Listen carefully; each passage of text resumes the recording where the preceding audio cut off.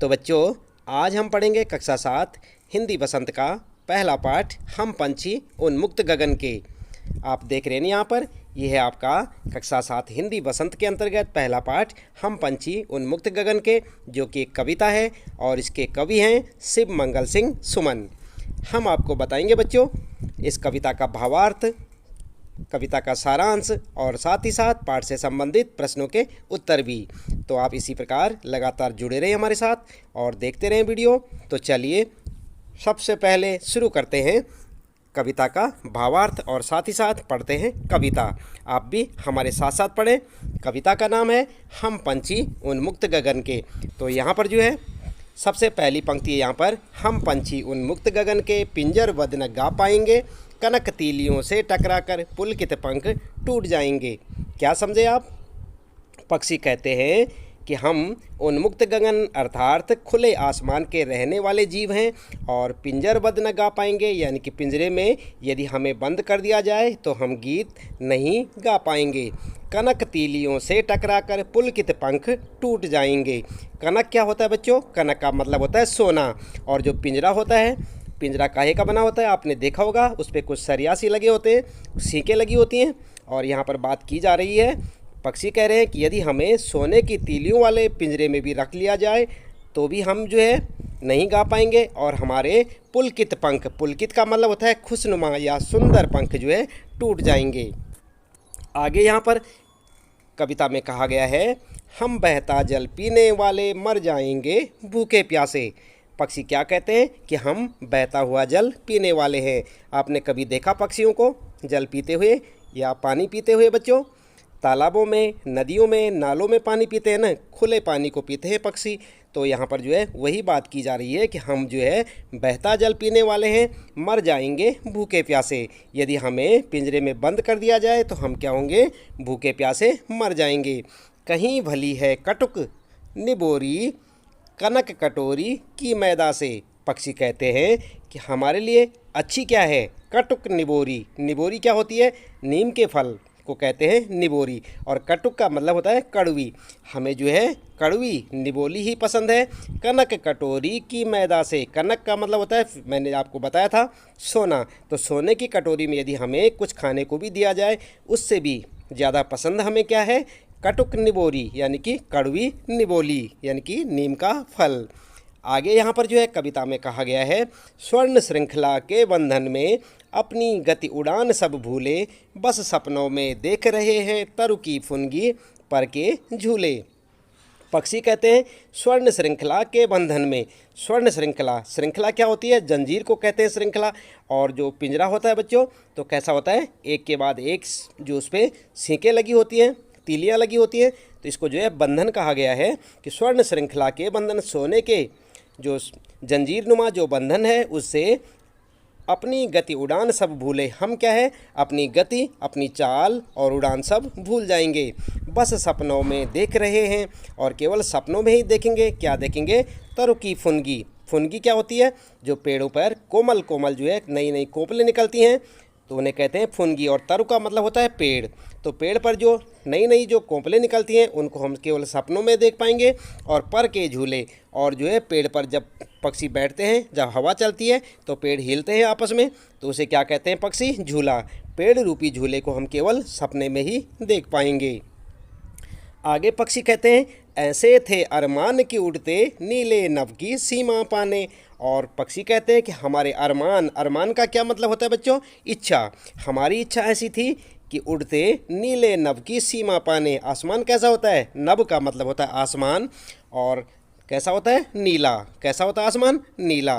तो हमारे अरमान यानी कि हमारी इच्छाएं ऐसी हैं कि हम नीले नभ यानी कि नीले आसमान की सीमा तक पहुंच जाएं। लाल किरण सी चोंच खोल। और जो हमारी जो चोंच है वो कैसी होती है? लाल। कैसी होती है पक्षियों की चोंच? आपने देखी है अंदर से कैसी होती है? लाल। तो लाल किरण सी जो चोंच जो खोलकर हम क्या करेंगे? चुगते तारक अनार के दाने। और जो आसमान में जितने तारे हैं उन्हें अनार के दानों के समान हम चुगते। ठीक है, यदि हम स्वतंत्र रहें तो। आगे यहाँ पर जो है कविता में कहा गया है, होती सीमाहीन क्षितिज से इन पंखों की होड़ा होड़ी। अब जो है पक्षी क्या करते हैं, बहुत सारे पक्षी जैसे आप यहाँ पर देख सकते हैं बच्चों, तो ये क्या कर रहे हैं, आपस में जो है उड़ रहे हैं। होड़ा होड़ी क्या होती है, प्रतियोगिता।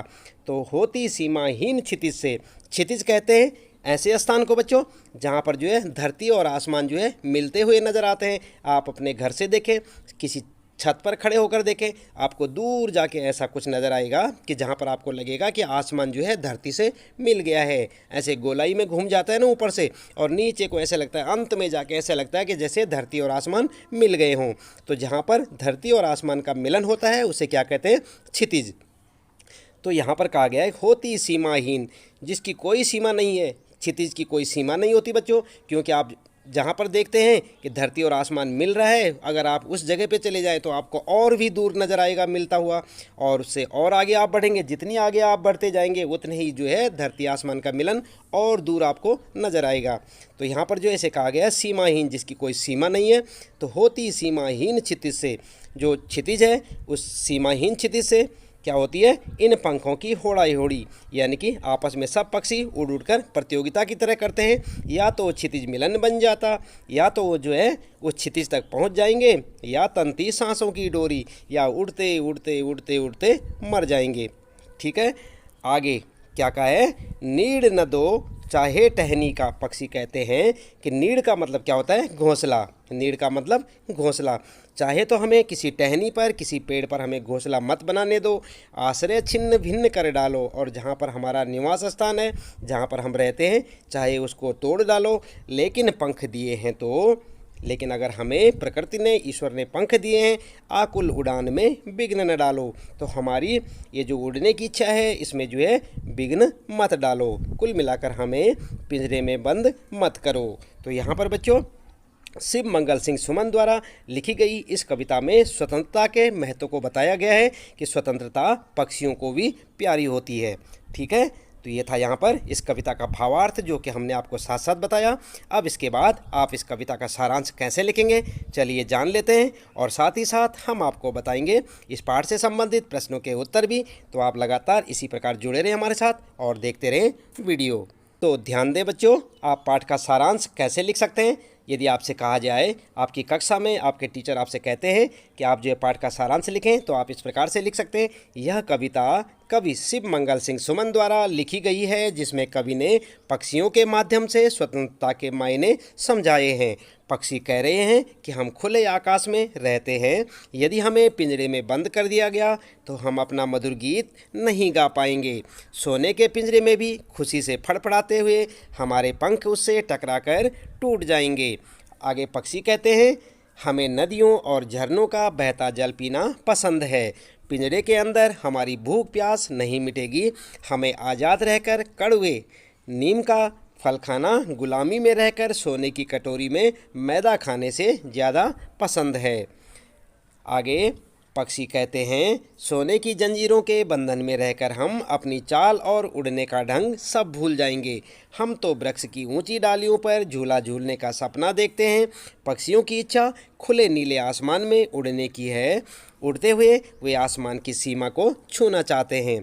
वे अपनी चोंच से आसमान के तारों को अनार के दानों जैसा चुगना चाहते हैं।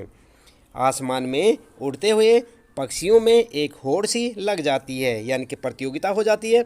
वे आसमान की उस सीमा को छू लेना चाहते हैं जिसका कोई अंत नहीं है। वे यही इच्छा लेकर आसमान में उड़ते हैं कि या तो वे मंजिल को प्राप्त कर लेंगे, या फिर अपनी मंजिल पाने की चाह में उनकी सांसें ही उखड़ जाएंगी, अर्थात वे मर जाएंगे। तो बच्चों, ये था यहाँ पर इस कविता पाठ का सारांश, जो कि आप अपनी नोटबुक में लिख सकते हैं, इसे याद कर सकते हैं।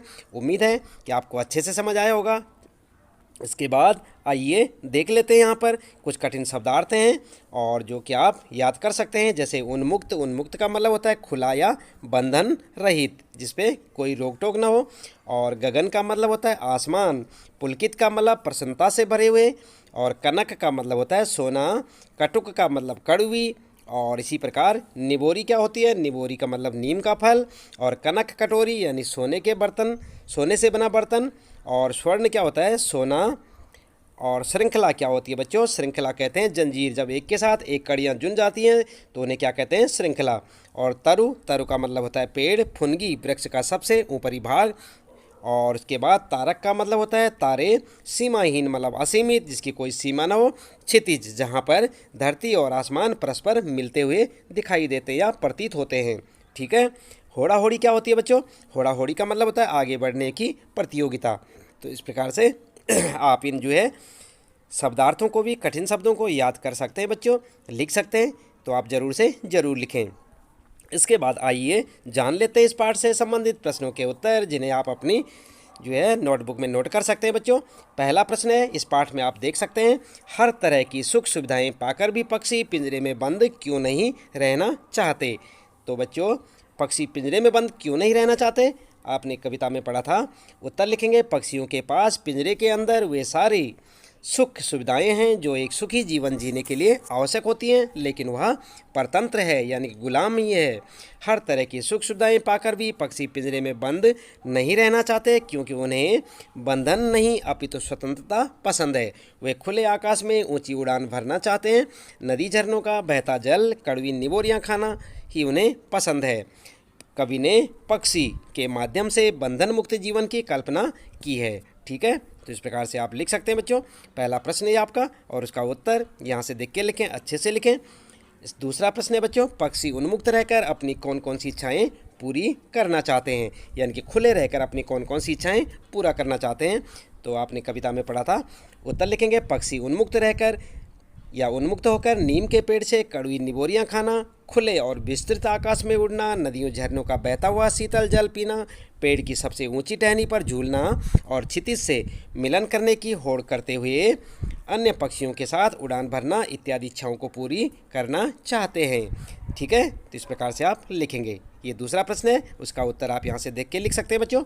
तीसरा प्रश्न है, भाव स्पष्ट कीजिए, या तो क्षितिज मिलन बन जाता या तंती सांसों की डोरी। तो इन पंक्तियों का आपने जो है भावार्थ लिखना है। उत्तर आप लिख सकते हैं, प्रस्तुत पंक्ति का भाव यह है कि पक्षी क्षितिज के अंत तक जाने की चाह रखते हैं, जो कि मुमकिन नहीं है, परंतु फिर भी क्षितिज को पाने के लिए पक्षी किसी भी स्थिति का सामना करने के लिए तैयार हैं, यहाँ तक कि वे इसके लिए अपने प्राणों को भी न्योछावर कर सकते हैं। अर्थात स्वतंत्रता की कीमत उनके लिए प्राणों से भी बढ़कर है। आई बात समझ में? तीसरा प्रश्न, उसका उत्तर आप जो अच्छे से लिखें, समझ कर लिखें बच्चों। चौथा प्रश्न है, और चौथे में यहाँ पर दो प्रश्न है बच्चों, और 4.1 समझ लें आप इसको। चौथे का पहला, बहुत से लोग पक्षी पालते हैं, पक्षियों को पालना उचित है अथवा नहीं? अपना विचार लिखिए या अपने विचार लिखिए। तो क्या लगता है बच्चों आपको, पक्षियों को पालना चाहिए या नहीं? आप अपने हिसाब से भी अपने विचार लिख सकते हैं। मैं अपने बारे में क्या कहूँ आपसे, अपने विचार मैं यहाँ पर बता रहा हूँ। मेरे अनुसार पक्षियों को पालना बिल्कुल भी उचित नहीं है। ठीक है। मैं चाहता हूँ कि पक्षियों को कोई भी ना पाले, उन्हें स्वतंत्र रहने दे। क्योंकि ऐसा इसलिए क्योंकि ईश्वर ने उन्हें उड़ने के लिए पंख दिए हैं, इसलिए उन्हें बंधन में रखना सर्वथा अनुचित है। अपनी इच्छा से ऊंची दूर तक उड़ान भरना, पेड़ों पर घोंसले बनाकर रहना, नदी झरनों का जल पीना, फल फूल खाना ही उनकी स्वाभाविक प्रवृत्ति है। आप किसी को भी कितना ही सुखी रहने का प्रयास करें, परंतु उसके स्वाभाविक परिवेश से अलग करना अनुचित ही माना जाएगा। आज़ादी अनमोल है बच्चों, सैकड़ों स्वर्णिम मुद्राएं देकर भी उसे खरीदा नहीं जा सकता। ठीक है। तो यहाँ पर जो आप लिख सकते हैं, अपने हिसाब से भी लिख सकते हैं। जैसे मैंने यहाँ पर बताया, मैंने अपने विचार बताए आपको कि पक्षियों को नहीं पालना चाहिए, उन्हें स्वतंत्र और खुला रहने देना चाहिए। ठीक है। आप जो है उत्तर लिख सकते हैं। उसके बाद चौथे का दूसरा प्रश्न है यहाँ पर 4.2 आप देख सकते हैं, क्या आपने या आपकी जानकारी में किसी ने कभी कोई पक्षी पाला, उसकी देखरेख किस प्रकार से की जाती होगी, लिखिए। तो अगर आपके जानकार में किसी ने कोई पक्षी पाला है तो आप उसके बारे में भी लिख सकते हैं, अपने हिसाब से भी लिख सकते हैं उत्तर, और ऐसे भी लिख सकते हैं, एक बार एक घायल कबूतर हमारे घर आ गया, जिसकी हमने देखभाल की और उसके ठीक होने के बाद वह हमारे साथ ही रहने लगा। सब घर वालों के लिए वह कौतूहल का विषय बन गया था। हम सब घर वाले एक नन्हे बच्चे की तरह उसकी देखभाल करते थे। उसे रोज़ नहलाया जाता, उसके खाने पीने का बराबर ख्याल रखा जाता, लेकिन हमने उसे पिंजरे में नहीं रखा, बल्कि वह अपनी इच्छा अनुसार पूरे घर में उड़ता फिरता था। इस प्रकार हम अपने पक्षी का पूरा ख्याल रखते थे। ठीक है। तो यहाँ पर आप इस प्रकार से लिख सकते हैं बच्चों, और चाहे तो अपने हिसाब से भी आप खुद से एक कहानी बनाकर लिख सकते हैं। और अगला प्रश्न है 5वां, यहाँ पर ध्यान दें, पक्षियों को पिंजरे में बंद करने से केवल उनकी आज़ादी का हनन ही नहीं होता अपितु पर्यावरण भी प्रभावित होता है। इस विषय पर 10 पंक्तियों में अपने विचार लिखिए। तो यहाँ पर आपको कितने विचार लिखने हैं? अपने 10 विचार, यानी कि 10 पंक्तियों में अपने विचार लिखने। विचार आपका एक ही होगा लेकिन 10 पंक्तियों में आपको लिखना है। इस विषय पर 10 पंक्तियाँ लिखनी है आपने, ठीक है। उत्तर आप इस प्रकार से लिखेंगे। पक्षियों को पिंजरे में बंद करने से सबसे बड़ी समस्या पर्यावरण में आहार श्रृंखला असंतुलित हो जाएगी। जैसे घास को छोटे कीट खाते हैं तो उन कीटों को पक्षी खाते हैं। यदि पक्षी ना रहें तो उन कीटों की संख्या में वृद्धि हो जाएगी। होगी कि नहीं बच्चों? जो हमारी फसलों के लिए उचित नहीं है, इस कारण पर्यावरण असंतुलित हो जाएगा। पक्षी जब फलों का सेवन करते हैं तब बीजों को यहाँ वहाँ गिरा देते हैं, जिसके परिणाम स्वरूप या फलस्वरूप नए नए पौधे पनपते हैं। कुछ पक्षी हमारी फैलाई गंदगी को खाते हैं, जिससे पर्यावरण साफ रहता है। यदि वे पक्षी नहीं रहेंगे तो पर्यावरण दूषित हो जाएगा और मानव कई बीमारियों से ग्रस्त हो जाएगा। अतः जिस प्रकार पर्यावरण जरूरी है उसी प्रकार पक्षी भी जरूरी है। दोनों एक दूसरे के पूरक हैं बच्चों, एक के बिना दूसरे की कल्पना नहीं की जा सकती, ठीक है। तो यहाँ पर लिख सकते हैं कि पर्यावरण के लिए पक्षियों का होना बहुत ज़रूरी है। आई बात समझ में? ये 5वां प्रश्न है आपका, इसका उत्तर। अगला प्रश्न आता है बच्चों भाषा की बात से या व्याकरण के अंदर से आप कह सकते हैं। और यहाँ पर जो है 6ठा प्रश्न है, ये प्रश्न नंबर 6। स्वर्ण यहाँ पर देख रहे हैं आप, अंडरलाइन कर रखा है। इसके नीचे एक लाइन लग रखी है स्वर्ण के नीचे, स्वर्ण श्रृंखला, और लाल के नीचे भी लाइन लगी है। लाल किरण सी में रेखांकित शब्द गुणवाचक विशेषण है। जानते हैं आप विशेषणों के बारे में? नहीं जानते, कोई बात नहीं, हम आपके लिए वीडियो के नीचे डिस्क्रिप्शन बॉक्स में देखिए आप, वहाँ पर आपको विशेषण वाला एक चैप्टर मिलेगा, उसकी लिंक वहाँ पर मिलेगी, उसे जाकर आप विशेषणों के बारे में जानकारी ले सकते हैं। तो यहाँ पर जो है पढ़ते हैं, गुणवाचक विशेषण है, कविता से ढूंढकर इस प्रकार के 3 और उदाहरण लिखिए। तो इसी प्रकार से आपने 3 और उदाहरण लिखने, पुलकित पंख, कटुक निबोरी और कनक कटोरी। उत्तर आप इस प्रकार से लिख सकते हैं, ठीक है। इसके बाद 7वां प्रश्न है बच्चों, भूखे प्यासे में द्वंद्व समास है। क्या है? भूखे प्यासे में द्वंद्व समास है। इन दोनों शब्दों के बीच में लगे चिन्ह को सामासिक चिन्ह कहते हैं। किस चिन्ह को? यहाँ पर आपको दिख रहा है ना, एक ऐसी लाइन सी दिख रही है, इसे क्या कहते हैं? सामासिक चिन्ह कहते हैं। इस चिन्ह से और का संकेत मिलता है। इस चिन्ह का मतलब क्या होता है? और। क्या होता है इसका मतलब? और। जैसे भूखे प्यासे, तो यहाँ पर क्या हो जाएगा? भूखे और प्यासे, ठीक है। इसी प्रकार के 10 अन्य उदाहरण खोजकर लिखिए। तो आपको 10 अन्य उदाहरण खोजकर लिखने हैं बच्चों। उत्तर में आप लिख सकते हैं, अमीर गरीब, सुख दुख, रात दिन, तन मन, खट्टा मीठा या मीठा खट्टा। तो यहाँ पर क्या हो जाएगा? ये अमीर और गरीब, सुख और दुख, रात और दिन, तन और मन, मीठा और खट्टा, ठीक है। आगे, अपना और पराया, पाप और पुण्य, सही और गलत, धूप छाँव, सुबह शाम, ठीक है। तो इस प्रकार से आप अपना उत्तर लिख सकते हैं। ऐसे 10 उदाहरण जिनके बीच में सामासिक चिन्ह लगा हुआ हो। देख रहे हैं आप, सबके बीच में सामासिक चिन्ह लगा हुआ है बच्चों। इसके बाद यहाँ पर जो है इसके साथ ही इस पाठ से संबंधित प्रश्नों के उत्तर समाप्त हो जाते हैं बच्चों।